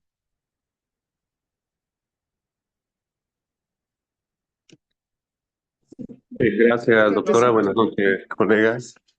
Am, Hola. en mi caso, ¿sí me escucha? Sí, señor, perfectamente. En mi caso, bueno, como hice una maestría profesionalizante, me interesa bastante la metodología que ha propuesto, doctora. Porque, bueno, sé que en otros países, en Bolivia, de repente solo lo vemos como un tema de la maestría, a veces como un tema de tesis, una proyección académica, como mencionaba. Yo siento que hay un enamoramiento de parte a veces de los académicos de generar artículos con un mérito más de reconocimiento propio, ¿no? Que de una aplicación, de una proyección de aplicación en el mundo real. En la maestría que hice, en vez de hacer una tesis, hice una práctica dentro de una empresa y apliqué los conocimientos adquiridos, ¿no? Igual, en el Ujú. tema doctorado, dicen también esas proyecciones un poquito más profesionalizantes allá. Hay un programa donde se hace el doctorado dentro de una empresa.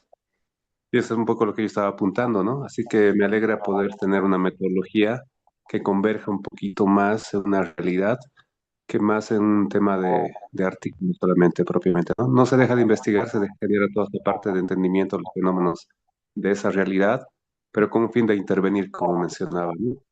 En ese sentido, doctora, entonces, según entiendo, se podría generar una tesis, por ejemplo, donde se haga algún tipo de acercamiento al ecosistema, por ejemplo, emergente que tenemos en Bolivia, o de repente ya con la universidad ver algún tipo de enfoques de trabajo, de proyección también de desarrollo, ¿no? A nivel de innovación para nuestro entorno. O se podría hacer también algo como el entender esas metodologías que nos ha mencionado, ¿no? Tipo design thinking, pero generando una adaptación cultural, idiosincrasia, realmente con un observador activo que pueda ser crítico también de manera constructiva y desarrollar algo que pueda ser aplicable en nuestro entorno. Y no solamente generar recetas que vienen fuera, ¿no? Entiendo, por ahí Sí. podría utilizarse entonces la metodología. Pues a mí me cuestiona un poquito la palabra observador activo, porque en Action Research tú no eres observador activo. O sea, tú siempre eres activo, eres parte de, eres el que lidera el proceso. Entonces, creo que, por eso les decía, esa es la gran diferencia entre investigación-acción participativa y la de investigación-acción, en donde yo soy, no sé, como Guido, ¿sí? Yo creo que a Guido esta metodología le debe sonar mucho porque él es el que está trabajando en el tema de ciberseguridad, es el dueño, pues, del proceso, ¿cierto? Y va a involucrar temas de innovación en el proceso. Entonces, él es el investigador en eso. Entonces, creo que ahí funciona muy bien. Pero como observador, no tanto, Cristian. Entonces pilas con eso. Uno. Dos, sí me parece muy interesante que quieras más bien practicar con, o más bien implementar esta metodología dentro de tu tesis doctoral, siempre y cuando, por ejemplo, sea muy desde el practitioner. O sea, pero les digo, si yo estoy muy involucrada en temas de investigación, y no tengo una responsabilidad en una empresa, pues no me va a servir tanto esta metodología porque no puedo llegar a implementar. Y lo importante de la metodología es llegar a la implementación. Y esos son los grandes, como las grandes barreras que tiene. Entonces ahí sí toca tener mucho cuidado. ¿Listo? Perfecto, doctora. Gracias. ¿Quién seguía? Que se me perdió Soy la yo, manita. Daniel. Sí, porfa. Sí, gracias. Buenas noches a todos. Viendo todos estos métodos, inclusive todo lo que hemos visto al momento, yo veo, yo lo estoy, estoy haciendo otro enfoque y ahí, doctora, corríjame, por favor. Yo tengo Ujú. mucha experiencia en lo que es el manejo de proyectos y portafolios, ¿no? He realizado proyectos grandes en toda mi carrera. Y dentro de esto de las certificaciones, por ejemplo, manejamos un frame, lo que llamamos framework, que es un marco de manejo de proyectos, que es diferente a un estándar, porque un estándar se sigue riguroso y un framework tiene todas las mejores prácticas, pero la primera regla es no tienes que aplicar todo a la vez, no es obligatorio aplicar todo, sino ya depende de la expertise de la persona que está haciendo eso, cómo ir aplicando y adaptando a cada situación. Entonces, con esa expertise todo ese conocimiento, todas las metodologías, inclusive los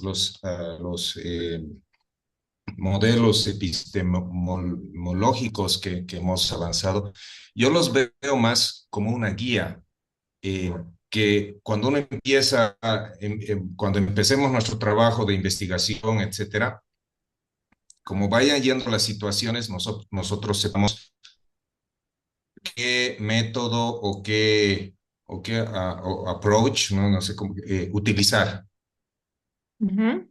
Veo más difícil, al menos que yo no soy tan académico, el decir de inicio voy a usar este método, este tipo de estudio, o oye, me voy a enfocar en esta epistemología, etcétera.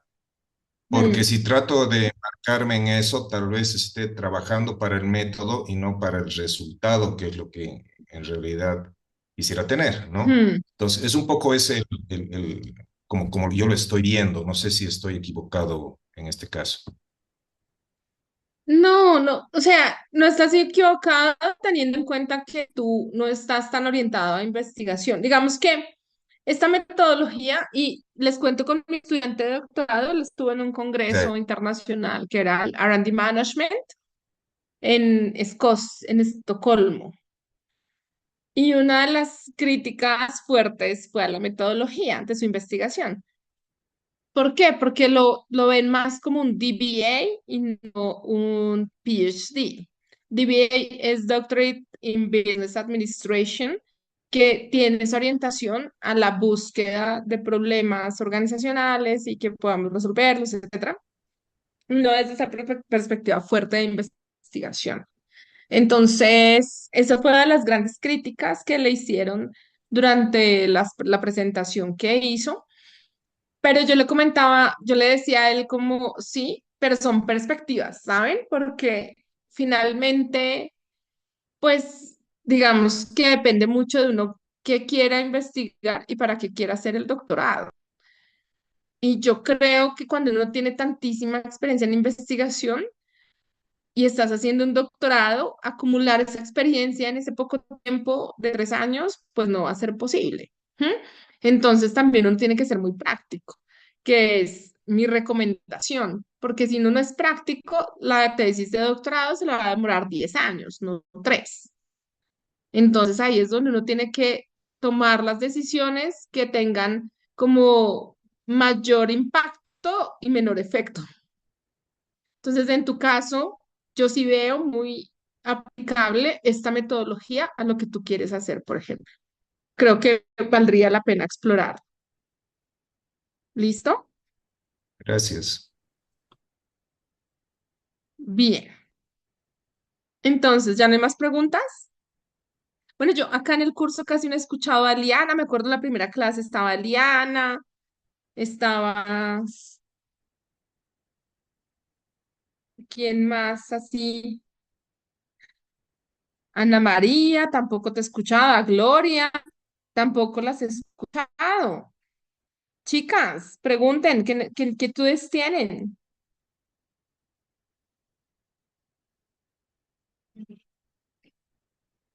Mira, Liana Sandoval, Emma Molina. Sí, aquí hay varios que no han participado casi y vale la pena también escucharlos. Bueno,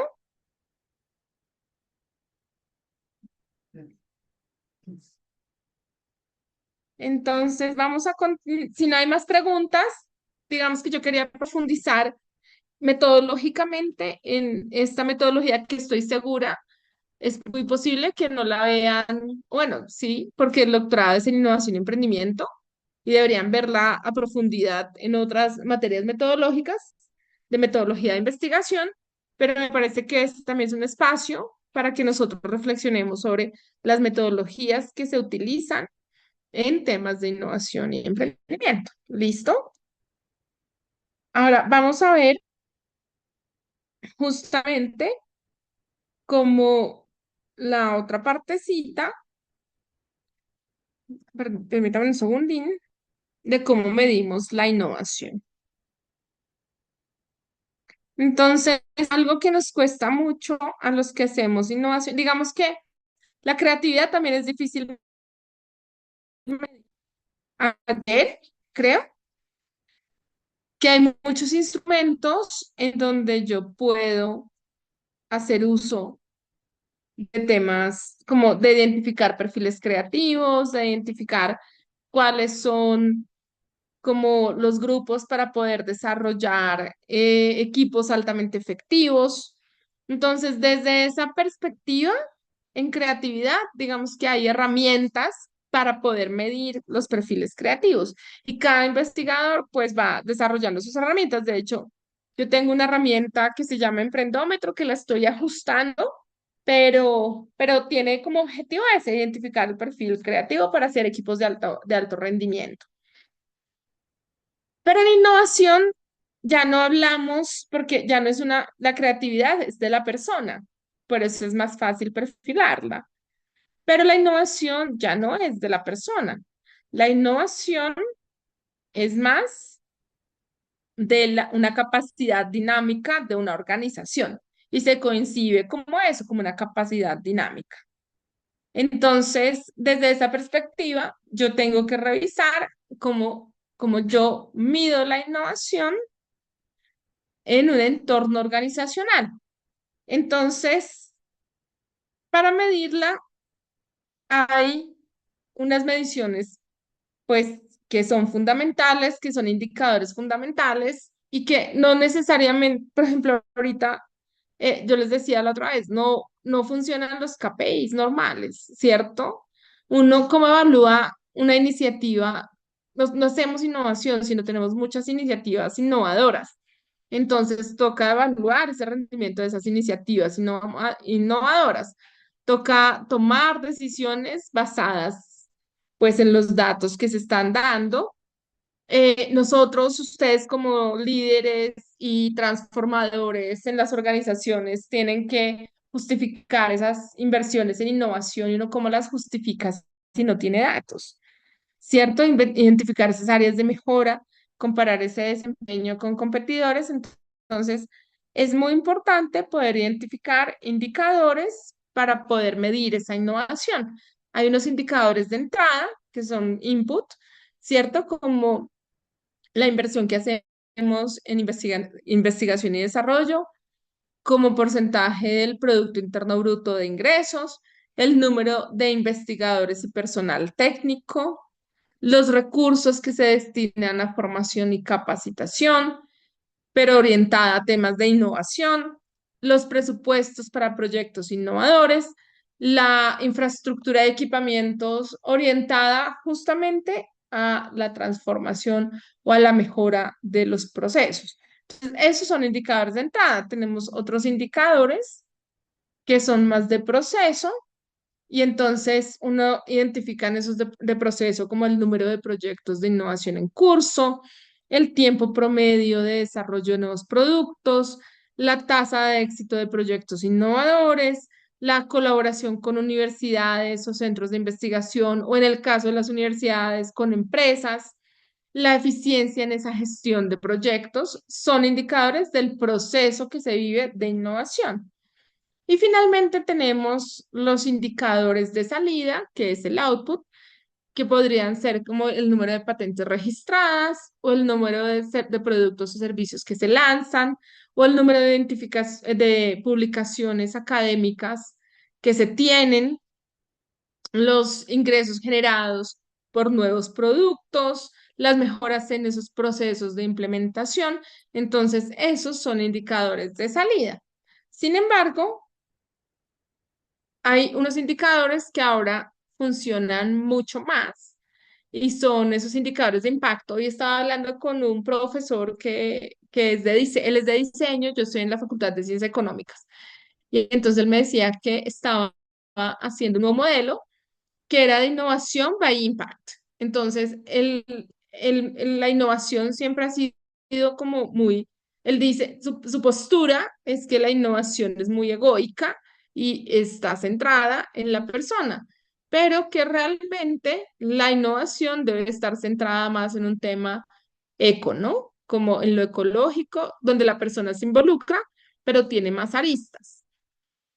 Y entonces, teniendo en cuenta eso, pues una innovación que no incluye como el impacto y la sostenibilidad, pues termina no siendo innovación, que es una discusión interesante. Yo ahí difiero en algunas cosas, ¿cierto? Pero lo que sí es verdad es que la innovación necesitamos, o sea, yo como empresa necesito ver el impacto de la innovación, porque sí, yo invierto en recursos, en capacitar, en proyectos, le pongo plata, en que la gente me traiga soluciones, pero no pasa nada. Entonces, pues ahí, ¿qué pasa con el impacto de esa innovación? Y entonces, eso en dónde se debería ver reflejado en una organización. Entonces, uno, como en el incremento de las ventas, ¿cierto? Si yo estoy haciendo una mejora, en esa mejora de productividad, en la experiencia del usuario, en que yo pueda aumentar mi tamaño de mercado porque hago un proceso estratégico de innovación para poder desarrollar mejores productos que terminan siendo más atractivos para el consumidor y aumentando mi tamaño de mercado. Y en ese retorno, ¿cuál es ese retorno de inversión de la innovación? Que no se mide generalmente como en otros proyectos que yo lo puedo medir rápidamente al año, pero que sí tiene retorno de inversión. O sea, lo que yo he encontrado en investigación es que no hay proyectos de innovación que no tengan retorno de inversión. Lo que pasa es que se demora más del tiempo que uno está acostumbrado a que se demore, ¿m? En un proyecto tradicional. Entonces, estos serían como unos indicadores generales que nosotros podemos utilizar para medir la innovación a nivel organizacional. Pero a mí me encanta esta imagen que es una herramienta del KTH, el KTH, que es una universidad en Estocolmo que mide, que es la que se ha encargado, bueno, digamos que el tema de el concepto de madurez tecnológica nace en la NASA, pero ellos se han encargado como de llevar el concepto de madurez no solamente tecnológica, sino de cómo definir el madurez de la innovación en un negocio a través de 6 indicadores, dentro de los que están la tecnología. Entonces, esta herramienta es gratuita. Vamos a explorarla. Es una herramienta súper bonita para que la exploren, revísenla. De hecho, uno puede hacer cosas chéveres con la herramienta y es que ellos la tienen abierta al público y uno la puede mejorar, uno puede hacer ajustes, cambios, sin que ellos pues te vayan a poner ningún problema.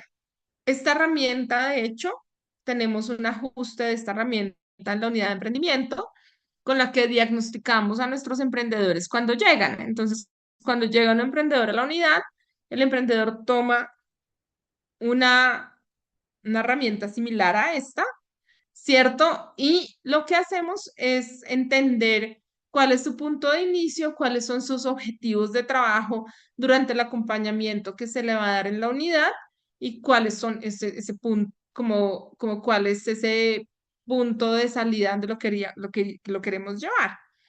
Y al final se le vuelve a medir para contrastar las dos cosas, cómo llegó y cómo terminó después del proceso de acompañamiento. Entonces, acá está la herramienta, eh, cada nivel tiene 9 niveles para mirar el nivel de madurez tecnológico. Por ejemplo, entonces, eh, si yo estoy revisando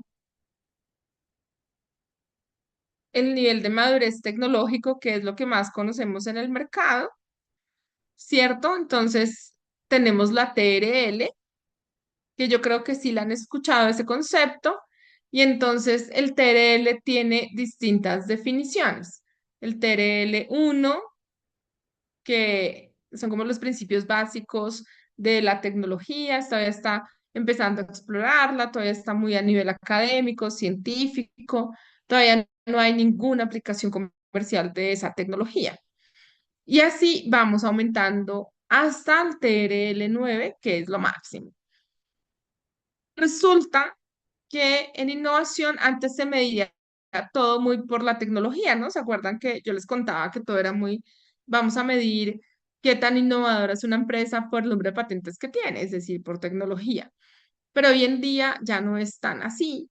Entonces, se han sacado nuevos niveles de madurez que vale la pena que ustedes exploren, sobre todo si sus tesis no son tecnológicas, como el SRL o el ORL, que es el SRL es el nivel de madurez social y el ORL es el nivel de madurez organizacional. Entonces, cada uno de estos tiene un una descripción y la descripción lo que te dice es qué tienes que tener para, o sea, cuáles son las características de ese nivel de madurez y si tú las cumples, pues haces tu autodiagnóstico y estás ahí. Entonces, esta herramienta de el KTH puede ser una herramienta que nos sirva y nos inspire para nuestros procesos. Yo lo utilizo mucho en consultoría, pero también en investigación. Como les digo, la puedo mejorar, la puedo cambiar, etcétera, etcétera. Bueno, a ver si me deja entrar, porque hace rato que no entro.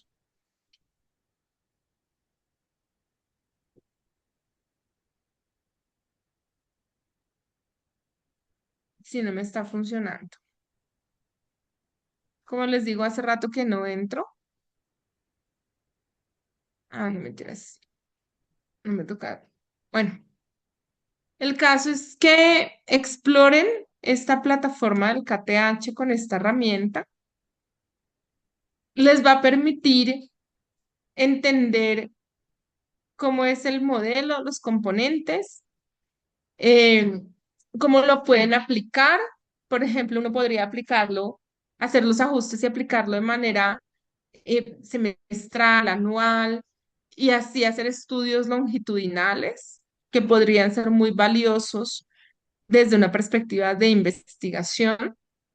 Entonces, es una herramienta que a mí me parece muy importante que ustedes como estudiantes de doctorado conozcan para que sepan cómo nosotros podemos empezar a medir la innovación organizacional. Entonces aquí están los componentes, que tienen 6 componentes. ¿Qué es cada componente? Entonces el Customer Readiness Level, que es el CRL, que confirma las necesidades del consumidor y sus intereses. El Technology Readiness Level, que es el TRL, que desarrolla y testea la tecnología, el producto, servicio, concepto. El Business Model Readiness Level, también está su modelo de negocio, ¿cierto? Desde la perspectiva financiera, de medio ambiente, social y si es viable y factible. El de propiedad intelectual, IPR Readiness Level, que clarifica la perspectiva legal de la propiedad intelectual y asegura la relevancia y su protección. El Team Readiness Level, que es el del equipo, ¿cierto? Que asegura que las competencias del equipo estén alineadas con la organización. El Funding Readiness Level, que asegura que las necesidades que se tienen que tomar de fondeo, ¿cierto? Están bien y pueden llevarse, pues, de la idea al mercado. Entonces, acá están las definiciones de los distintos niveles, están el nivel 1 al nivel 9 y ustedes lo pueden explorar. Entonces, em, creo que de verdad vale la pena que lo revisen, esta herramienta. Bien, y nos quedan 8 minutitos, entonces en estos 8 minuticos, como la idea es que ustedes vayan construyendo su artículo de investigación. El lunes les mostré una herramienta que se llama Licit. Hoy les voy a mostrar otra herramienta, pero antes de, ¿tienen preguntas? Yo me pasé como, iba a cambiar de tema y después dije, como no, devolvámonos a ver si tienen preguntas. Dime, Marco Antonio. Gracias. Me llama la atención y quería saber cuál es su opinión. En alguna clase anterior habíamos visto que cuando hablamos de innovación organizacional, de alguna manera determinantes, por así llamar, importantes, son la arquitectura, en la cual se había hablado de Ujú. la estructura, la propia cultura y los valores.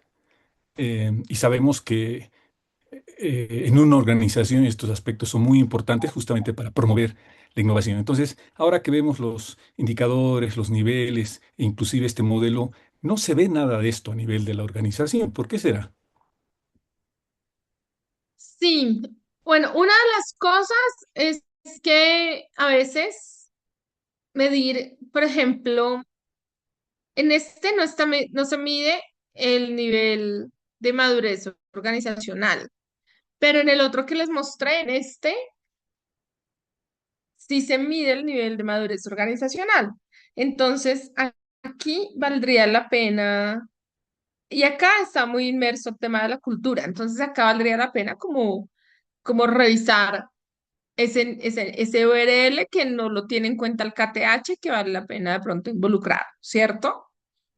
Por un lado, y el SRL tampoco. Entonces, creo que son dos elementos clave para involucrar en un producto como el KTH que mide ese nivel de madurez de innovación en la organización, por un lado. Por otro lado, claro, hay una pregunta que está hacia la infraestructura, pero digamos que uno podría ajustar esos indicadores tanto de entrada, de proceso y de salida, dependiendo las acciones que se estén desarrollando. Esos no son los únicos indicadores, hay muchos más, esos son los generales, ¿no?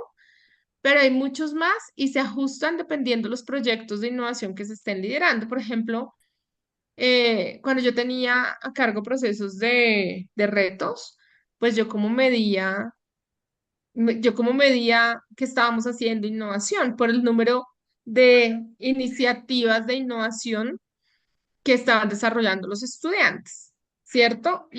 Ahí es una forma de medir ese, digamos que ese es un indicador, pero tú puedes plantear el indicador de cultura, por ejemplo, el número de retos que se plantean en la comunidad, eh, no sé, en la comunidad universitaria, o el número de retos que se plantean en la organización. Ese podría ser un indicador de cultura. Entonces, esos indicadores están muy orientados a que se ajusten dependiendo los proyectos que se están trabajando de innovación, por un lado. Por otro lado, los KPIs, yo digamos que aunque es lo que más se utiliza, a veces no es lo que más se recomienda porque los procesos son largos. Entonces, a mí me ha funcionado más trabajar con OKRs que con KPIs, porque los OKRs son mucho más visionarios y al ser más visionarios, pues son más atractivos para el tema de innovación. Entonces, ahí como que está muy abierto a que cada proyecto, cada organización plantea los indicadores de acuerdo a los proyectos que tiene generalmente. Dime, Gary. Doctora, una consulta, por favor. Hablando específicamente del artículo, antes de que concluya la clase, eh, iniciaba la clase usted diciendo de que hay que presentar el borrador del artículo y no sé si hay la posibilidad que nos pueda dar un poco más de tiempo.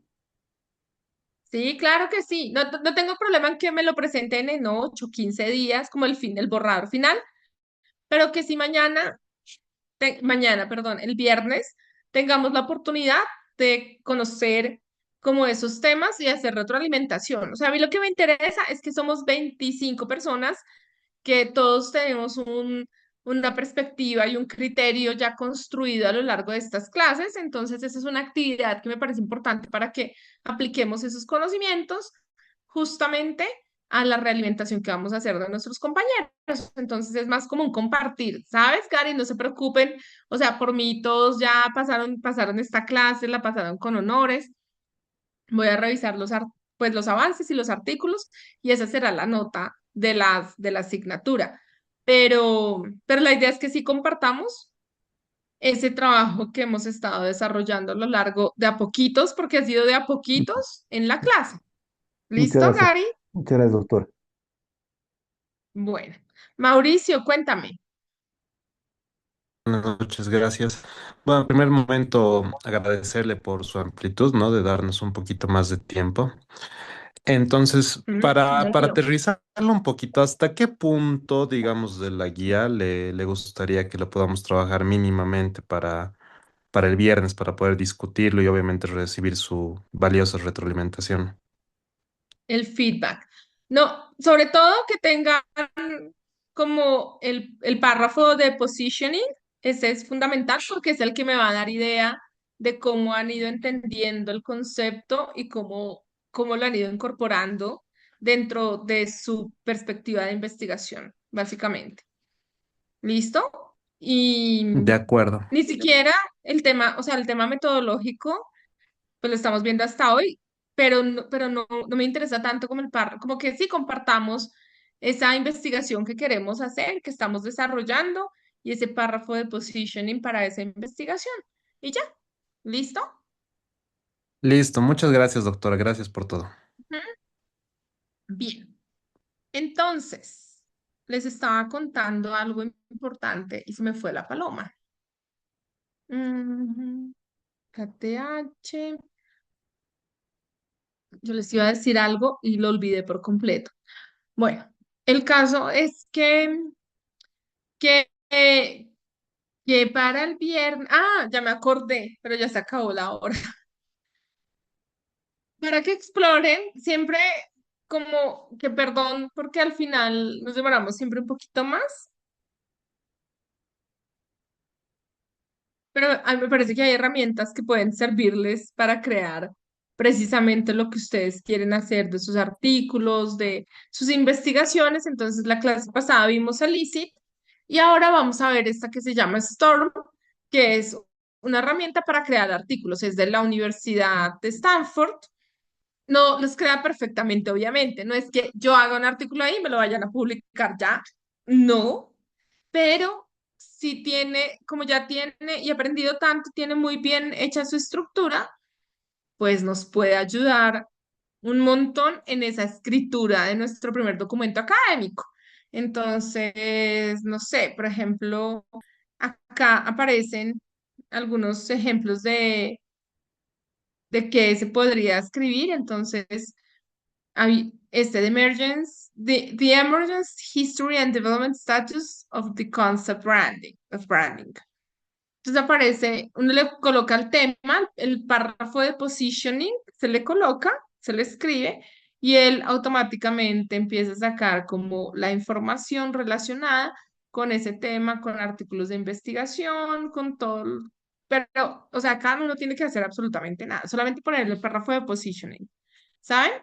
Y a ver qué va estructurando. Entonces, a mí me parece que es una herramienta útil cuando uno está aprendiendo para como aprender a la estructura, a escribir, cómo se debería hacer, pero no tiene mucha profundidad, que es donde ahí nosotros tenemos que darle pues nuestro valor agregado. Siempre tiene la misma estructura, al final tiene las features, trends and directions, entonces aparecen cuáles son esas tendencias futuras, hacia dónde vamos y una parte de feedback que le podemos entregar. Entonces, digamos que es una herramienta que a mí personalmente me gusta mucho.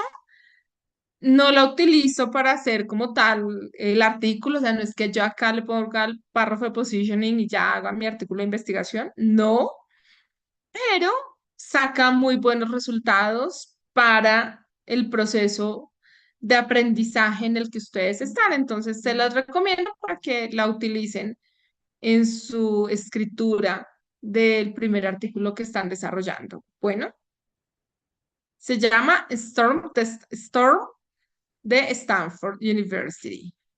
¿Listos?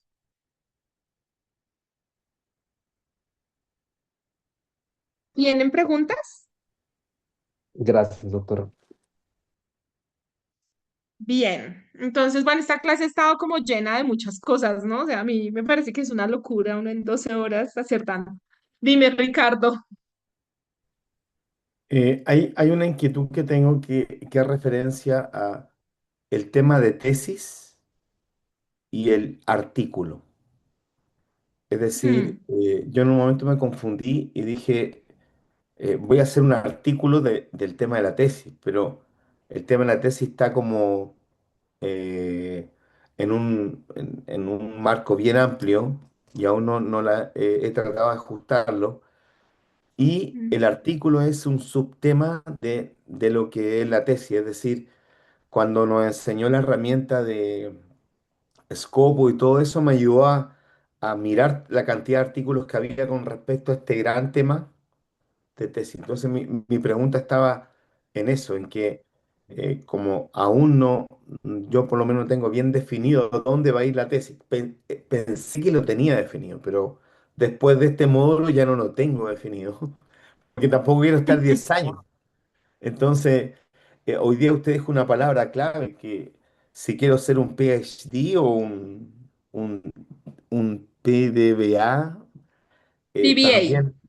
también, también es interesante. Entonces, eh, ese aspecto, es decir, el, el- el artículo es parte de mi tesis, no es necesariamente la tesis final, ¿cierto? Sí, de hecho, el artículo es más la invitación a que si vieron un tema que les gustó de la clase y que quieran explorar y hacerlo y convertirlo en un artículo, es súper, o sea, es súper posible. O sea, la idea es que lo hagan, ¿saben?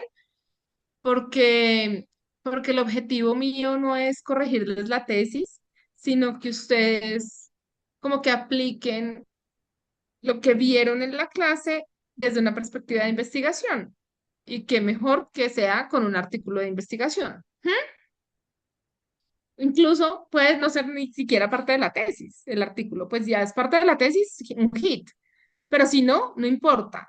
Lo importante es que construyamos ese artículo teniendo en cuenta, pues, o lo que estamos haciendo en nuestra tesis, o el tema que nos gustó, o a mí me sonó la flauta por el lado de la innovación inversa, porque resulta que en Bolivia hay muchas oportunidades de hacer reverse innovation, ¿cierto? Y nos han explorado y yo quiero hacerlo, entonces, ¿cómo podríamos hacerlo? Y empiezo a investigar, empiezo a leer, empiezo a buscar, y entonces es plantearme esa investigación, como ese artículo de investigación. ¿Mm? Pero como ven, esto es más un ejercicio académico que un ejercicio que realmente va a terminar en la publicación del artículo como tal. O sea, yo quisiera y que más no daría por eso, pero pues estamos en un proceso de formación, estamos como avanzando hasta ahora, entonces todavía nos falta un tiempito para que eso ocurra. ¿Listo, Sí, que a mí, Ricardo? es que a mí me llamó la atención porque hay un artículo que usted nos pasó que analiza 109 artículos precisamente de lo que es el tema de la investigación-acción. Y es un artículo. Mm, Entonces, eh, eso me llamó la atención también. exacto.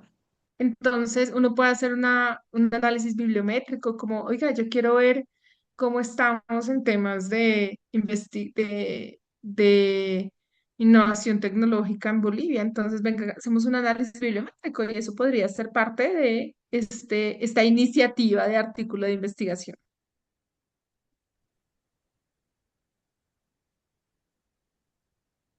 ¿Listo? Dime, Marco Antonio. Simplemente complementando, en una lectura que nos ha dado el artículo científico en Management, hay, aunque brevemente, hacen la diferencia entre la tesis y la tesis doctoral y el artículo. Entonces creo que eso orienta bastante a hacer esa mirada diferente que a todos y por supuesto a Ricardo también le puede servir. Sí, sí, Marco. Muchas gracias por ese complemento. Muchas gracias. ¿Listos? Bueno, entonces nos vemos el viernes. Buenas noches a Gracias, todos. doctora. Buenas noches.